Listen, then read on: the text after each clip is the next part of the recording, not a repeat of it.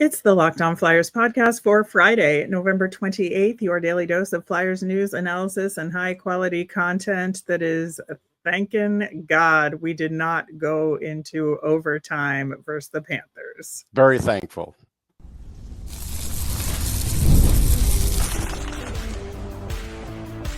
You're Locked On Flyers, your daily podcast on the Philadelphia Flyers.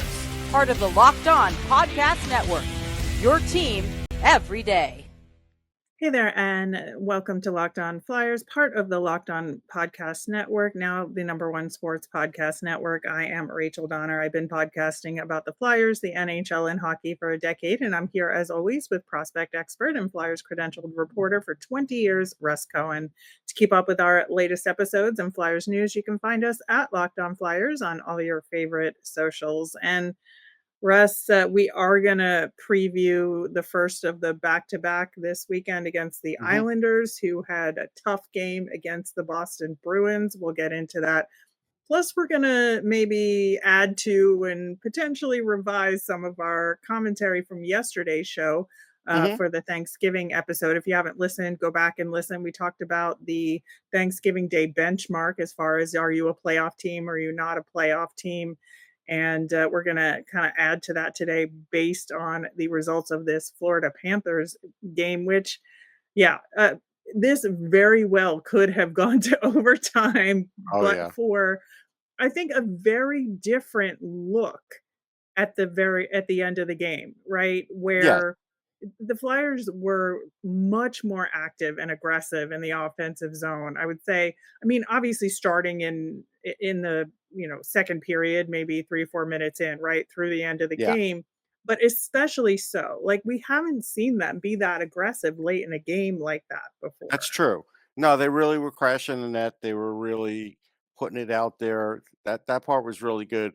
Early on, Dan Vladar really held them in the game too. Oh, for sure. For sure. The Flyers would not have won this game without Dan Vladar, and just made some incredible saves. Was worried there for a hot second when we thought he might be hurt, but all's well that ends well on that front. Obviously, you don't love to have to come back from a 2-goal deficit once again.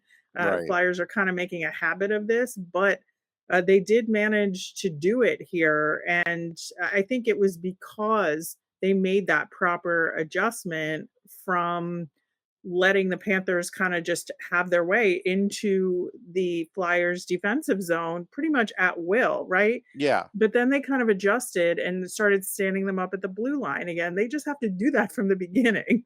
Yeah, it's hard. I mean, they fall behind every game. Like, it just seems like every game they do. So, yeah, I mean, that's something that's mental. And I'm sure they talk about it. Let's start off better. And then they don't. But, this one worked out. And they did get, like, honestly, the game turned because of Emil Andrae. We have to be honest about that. Yep. Because, he was the guy getting shots through from the blue line, the only guy for a while.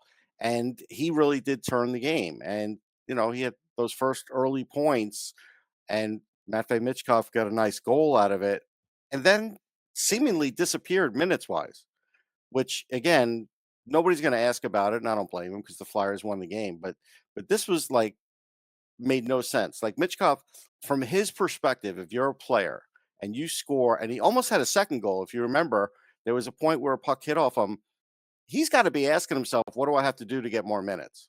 Right. And, he was in the right spot for that redirect. And it was a good thing. And that's one thing that Tocchet's been preaching as far as being net front and being there for that exact circumstance. And he did it. Yep. So what gives? Yeah. Like, it's a really good question.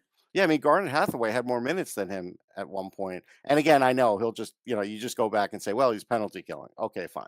But that's not enough of a reason. And Hathaway missed an open net. So. Oh, it felt like more than once, actually. Yeah, I think it was just once, but it did feel like more than once. I guess there was a second time where he just, like, tried a shot from kind of a sharp angle, but there was plenty of open net. If he had attempted it earlier, it would have been a lot better. But yeah, it really interesting because if you look at, unblocked shot attempts in this game, in all, in all situations, Owen Tippett and Trevor Zegras, the expected culprits having the most, right? Because that's what Right. they do there. And Emil Andrae had 3, like, pretty close to that top number there, and it was very evident in that game. He had 4 shot attempts, total, 3 unblocked, and 1 on goal, which went in. So, Yeah, he was the there you best go. player in the game. I mean, that Mhm. was obvious. Yeah, for sure. I think, the other note here is Grebenkin getting into the game. What was your take on his play in this one? I mean, I thought he was fine, but also he entered the third period with like 7.5, 8 minutes. And it was just like he got used. What did he get used twice in the third period? Maybe, May- Maybe. maybe 2 short shifts, maybe 3. Again, I'm puzzled. I mean, I understand they want to win games. I don't think they're going to win any fewer games by playing him more minutes and playing Mitch Cup more minutes. But I know it's going to help him down the road. And that's the part that just that's where there's still this disconnect in the organization with this. We used to blame Tortorella, but now it's still there with another coach. A little bit, Yeah, and that is concerning. We did talk about that a little bit on we did. yesterday's show, but yeah, it's something to keep an eye on. Hmm. I think one of the other interesting aspects of this game was, they kept the Andre Drysdale pairing together They did. for this game. After Andre made a mistake that led to one of the Panthers' early goals, they kind of broke him up a little bit, right? Hmm. And they put Nick Sealer out a little bit more. But Andre is one of those guys that recovers from mistakes really easily and uses it as motivation. And that's very clearly what he did, right? And he got rewarded by getting the pairing back together. He did. And so I think that adjustment and recognizing when a guy's got his mojo back and you can put him out there and you can put him out there in the pairing you originally wanted is a good thing. And that's what makes it so surprising to me that sometimes Rick Tocchet does see these things and Hmm. reacts appropriately, and sometimes he doesn't. So Right. is it just a difference of opinion there, or is it, is it a blind spot? No, I think it's just a blind spot, but Andre did get the pairing back, and then when they got back, they were both fired up. So Andre Yeah, really did a lot to fire up Drysdale, and that got his play to play better too, because his play yeah. at the beginning was not great. And No, so, I mean, nobody's yeah, was, but no, still. no, but I mean, but that was a big deal. Like Andre really fired up the team, and then things started rolling. Owen Tippett had a better game. Uh, Trevor Zegras didn't do a lot in that game, but he had a boatload of minutes. I mean, a Yeah. boatload.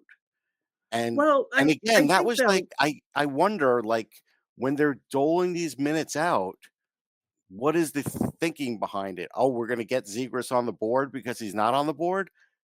Somebody else is doing better. Maybe use them that night. Like, this is where I don't understand it.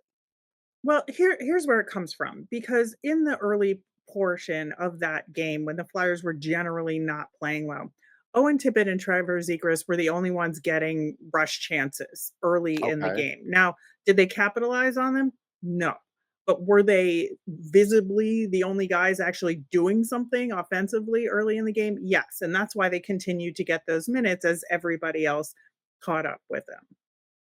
Yeah, the other thing is, and this was a good adjustment. Rodrigo Abel started to get more faceoffs because Noah Cates was just getting his clock cleaned. He was 2 for 11.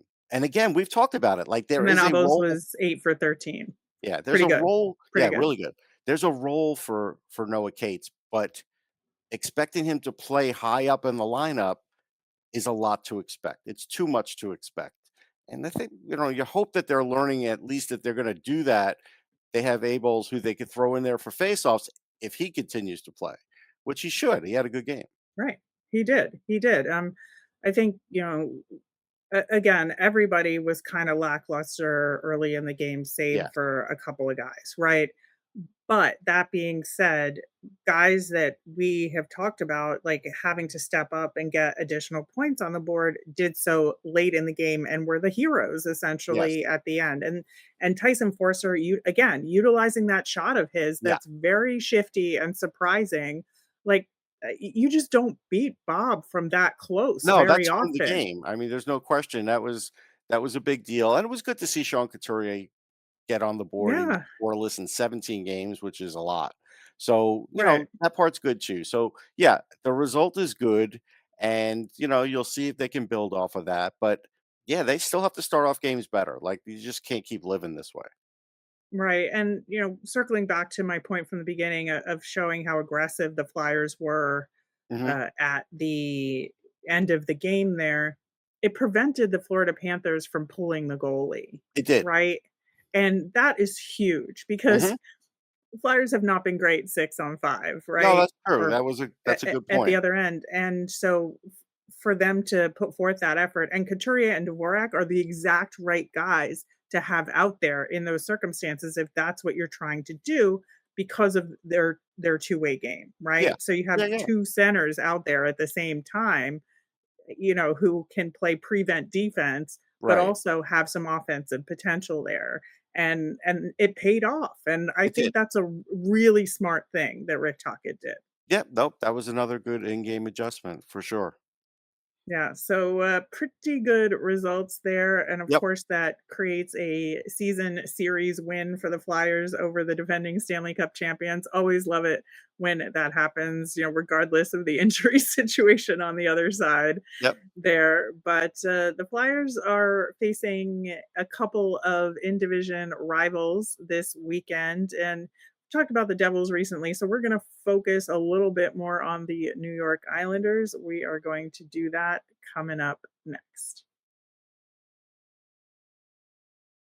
Most people can't name all their financial accounts or even what they're worth, whether it's 401ks, properties, or investments. And when you don't have the full picture, you can end up leaving money on the table. And that is why there is Monarch. It's an all in one personal finance tool that brings your entire financial life together in one clean, easy to use interface on your laptop or your phone.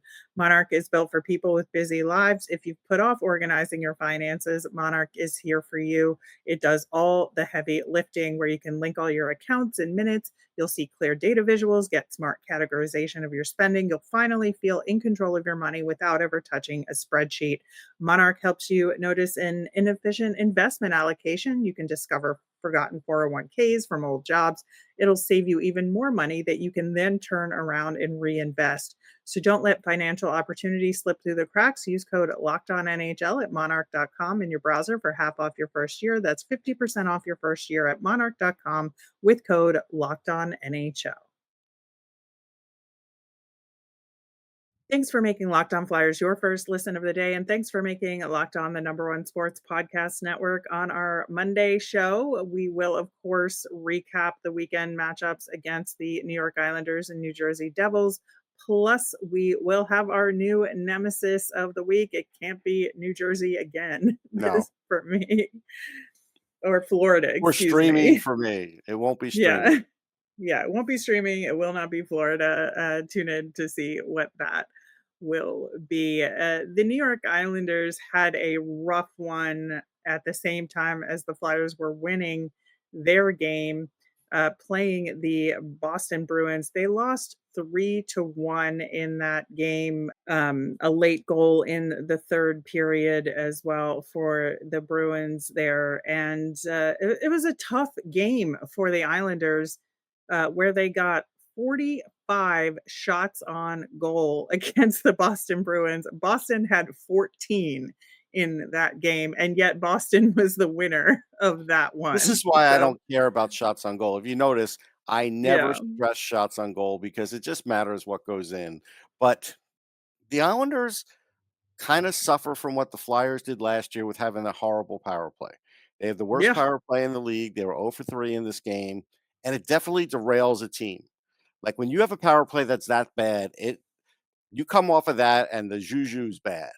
And right. this is what happens. I mean, Ilya Sorokin's fine. It's not his fault. They don't score enough goals, and the power Yep, play's bad when they get chances. Their defense is actually pretty good, and Matt Barzell's having a great year, and so is Bo Horvat. Bo Horvat is doing better than I thought he would do as an Islander. He's really kicking it in gear. But they have problems. They have problems with secondary scoring.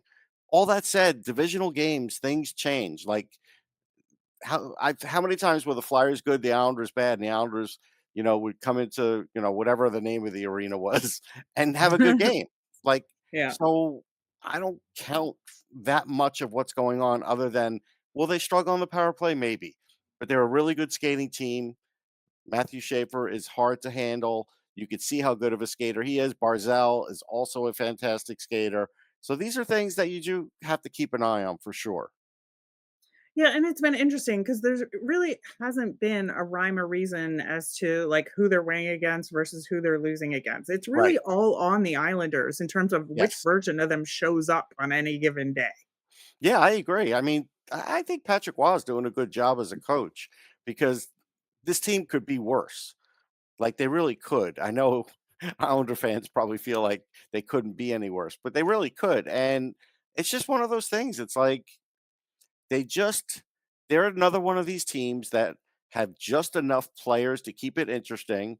They have some young talent, not enough, and good goaltending, and that'll keep you alive, but it doesn't necessarily make you, a playoff team.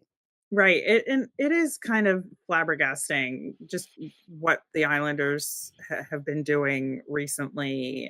They started off struggling at home Yeah. mightily, and that has leveled off a little bit Yeah. more recently. So that's good for them on that front. But I think the to me, one of the problems with the Islanders is that there's very little wiggle room for them in terms of making adjustments. Their roster kind of is what it is, and Yes. there isn't really, anybody from Bridgeport that's worth a call up. And No. so they're just kind of stuck. And it's very clear where their lines are. And so when things are not going well, it's very hard for them to make changes that have a significant impact. Yeah, I mean, they have some guys that have been there forever. Casey Cizikas has been there forever. He's Yeah. gotta be the longest tenured guy at this point. And so, yeah, they have a good 4th line. They have a good first line, and they're missing a lot in between. But like I said, their defensive pairings are good, and they could play a good, solid defensive game if they want to.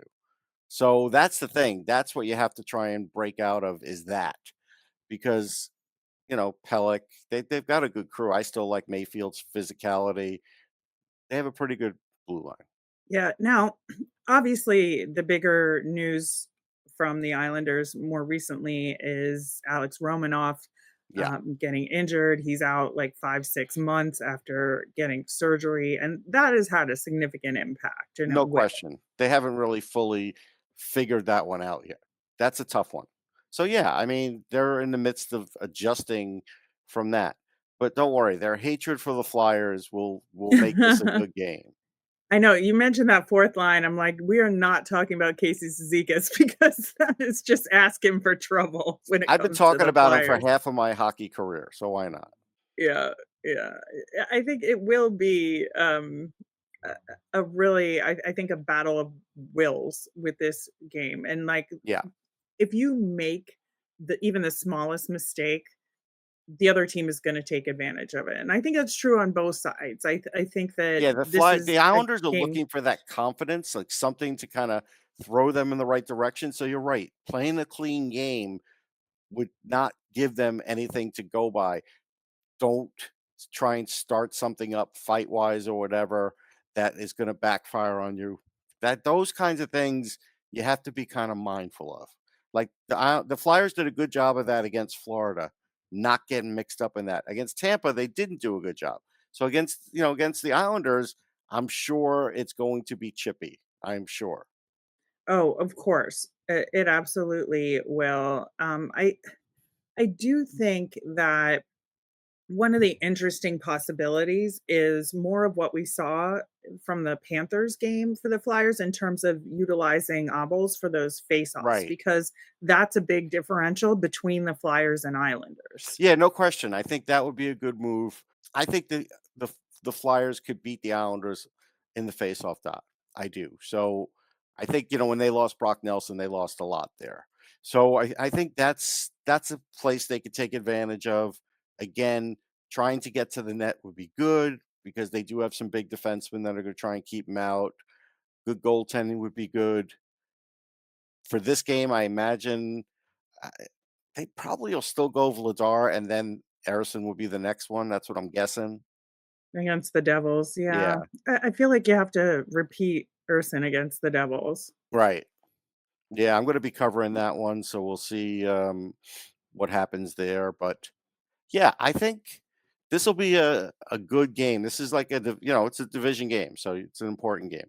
Yeah, it's going to be hugely important, and both games are going to be hugely Yeah, important here. And yeah, I think the Devils are continuing to be in a position where they're kind of, in some ways, they have it easy, and in other ways, they're fighting for their life to maintain where they are. they're doing a good And job. Like, they may not yeah, have played great against the Flyers that game, but they're getting their points, and they're maintaining. They are. right. And so they just won in overtime against the Blues. Now, should they have been dominant against the Blues? Yeah. Did they get the 2 points? Also, yes. Yeah, So, and at you home, know, they're better. Like, there's no question they're a better home team. yeah, that is also true. That is also true. But this is going to be one of those litmus test weekends for the Yeah, it's Flyers, a I gut check think. because you're gonna play 2 division rivals that are gonna play physical, and they're gonna skate. They're gonna make you skate a lot.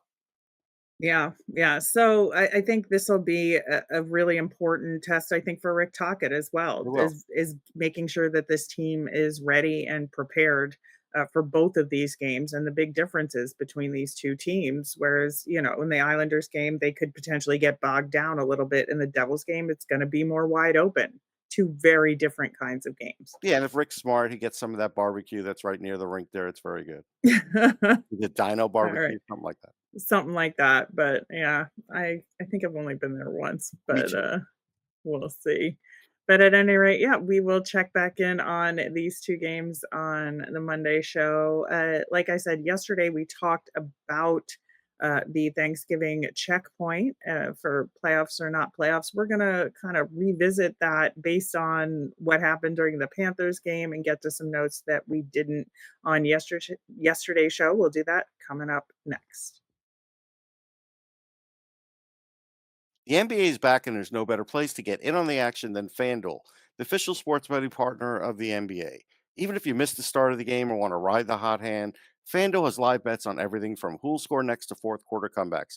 Plus, you can even combine your live bets into a same game parlay for a shot at a bigger payout. It keeps every game exciting, especially when your team's making the late push. Yeah, I still go with Donovan Mitchell to lead the league in scoring. He plays with the Cleveland Cavaliers.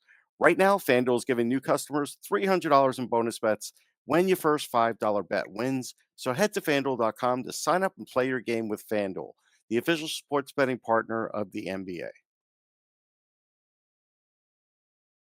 All right, Russ. So yesterday we did talk about, overall trends with the Flyers and whether or not we thought they were a playoff team. We said no, they aren't, but they're going to have results closer to what they did 2 years ago, Yep. where they just missed the playoffs, and maybe they'll just miss the playoffs by a little bit more from a standings perspective, but from a points perspective, they'll probably be a little bit better than that team was, and that's just the nature of how everybody's been better in the division. So I think, reevaluating that after how they played against the Panthers, I think most of what we said like held true there in It terms did, of even to where they the team. stare in the standings, because we talked about that, the differential, and right now that regulation win is what keeps the Penguins ahead of them. So, yeah, the only thing we got wrong is Jamie Drysdale played a better game, so good for him. But Yeah. beyond that, most everything was right.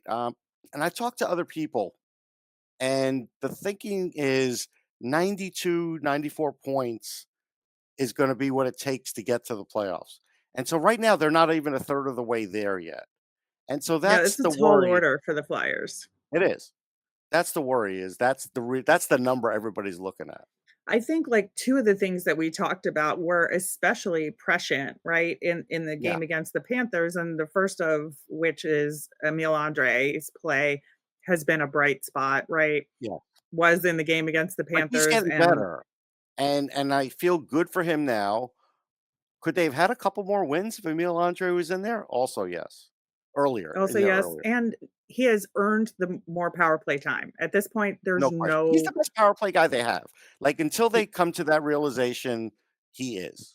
To be at the point, yeah, because Yeah, again, to he's be the at only one of those guys that are taking shots consistently. So, or getting them through, either way. yeah, both on both counts. Yeah. So he has earned But more power play he time. did get power We'll play see. time this last game. It was pretty good, so Yeah, no, there is I that. he should just continue to get more Yeah, as he's more successful on yeah. the ice. I think our commentary on the fourth line held true there, Yep. especially as it I mean, related to Garden Garnet Hathaway made us look Hathaway. like we knew what we were talking about. Absolutely true. Absolutely true. And, as far as Mitchkov goes, I think he played better than the minutes he got. And Oh, so so, much better. Like, he did everything right. He did absolutely everything right. He almost had 2 goals. Like, it's from that perspective, it's a little maddening for me, I have to be honest. yeah, I just think that we were critical of him, but he delivered on the He things we did. were critical of. Yeah. So I think that is a good sign as well. Mhm. We didn't get as much to the goaltending True. conversation yesterday, and obviously Dan Vladar's performance against the Panthers just showed that the Flyers goaltending is overall better, mostly due to Dan Vladar, and Yes. Vladar has absolutely won that top goaltender job with the Yeah, it's not even Flyers. close. And I just wonder, like, is goaltending precarious because of I think the difference between Vladar's play and Urson's play, and the fact that, as we've talked about with the Phantoms, every Tuesday on the show when we cover them, that the Kolosov Bjarnason duo in Lehigh Valley is really good and we want it to stay there for Right. the time being. So, like, I think that is gonna be one of the more interesting developments over the next couple of months is how is Sam Erson's play gonna stack up? It is precarious in the sense that Vladar is doing better than he did last year, and Urson's doing worse. Mhm. Kolosov's doing better, but Right. we talked about the complication of that. So like I said, the worry that I have is how much are you going to use Dan Vladar, especially if the difference is very noticeable. That's the thing. We got to see if Sam Ersson can narrow the gap here. If he narrows the gap, then that does help Dan Vladar's season. If he doesn't, then it puts him on this collision course with, like 50 something games. Yeah, and I think that's gonna be, like, where the rubber meets the road here because as we've talked about, you need your goaltender to steal some games for you And if let's you're face it, going to. Vladar won that game, but that was a hard game. It Mhm. was a hard game from a shot perspective. It was a hard game from the high danger chance perspective. Like we talked about how Florida gets these high danger chances. He also had somebody ran into his head. There was that. So that was a tough game. Right, and, we talked about wanting the tandem to be well above 900 Yeah, if possible, so Vladar is holding up his end of the bargain there. He's at, 912, right. and Sam Erson's at 850. Yeah. Like, that does not average out to where you wanted it to be. No, Even though Vladar is playing more games, you still need Erson to step that up a you little bit. do. You do. Well, a lot of it. And yeah, I mean, let's see where that sort of ends up. But that's a big part of the season too. Again, um, this season we're going to learn if Dan Vladar is the number one. And again, that doesn't mean the Flyers should rush into some long-term contract. They should not. He's under contract for next year. You got to make sure he's the right guy. You don't want to jump on these things too quickly. But yeah, that's what they need to find out. Yeah, and you look at, another key stat there that you notice in the run of play is Vladar freezing the puck more Oh effectively yeah, than Erson, right? And the numbers bear that out when you yeah, look at, Money Puck has the puck freezes per save stat, and for Vladar, it's 0.109, and for Erson, it's 0.092. That's a big difference. yeah. It's a big difference. The eye test shows it, and it's also like he doing it at the right time. Like he does it when he feels pressure in front of him, and that's good. So I think that yeah, I wish Urson did a little more, like followed his lead. Yeah, I certainly do as well. But yeah, I still feel pretty strongly about our assessment Me that the too. Flyers are going to be close to the playoffs, but not make it. Right. based on this, but I think there's going to be significant improvement across the board on this team, and it's just a matter of if a few of those guys that we were concerned about like turned it around, and that could make a significant difference. They have to score more and get those guys going, and we all know who those are. It's We Owen do. Tippett, it's Travis Konechny. Yeah. Now that Couturier's on the board, that's a good thing. Yeah. And you know, A that's kind little of bit where we're at. more from the blue line, like York got an assist, some goals from the blue line like they got in this game.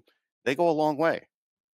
They do. They do. All right. That will do it for today's show. As a reminder, we always want to hear from you. If you've got mailbag questions or Flyers thoughts, let us know on any of our socials at Locked On Flyers. You can email us at lockedonflyers@gmail or comment on our YouTube channel. I'm Rachel. I'm on Blue Sky and Twitter at rmiriam. That's RMIRIAM. I'm Russ. I'm at Sportsology on the same socials, SPORTSOLOGY. Thanks for making Locked On Flyers your first listen today. For your next listen, check out Locked On NHL Game Night. It's every game, every night until a Stanley Cup champion is crowned. You can get local analysis on a national scale with NHL Game Night on Locked On NHL. It's on YouTube or wherever you listen to podcasts. Have a great weekend, everyone.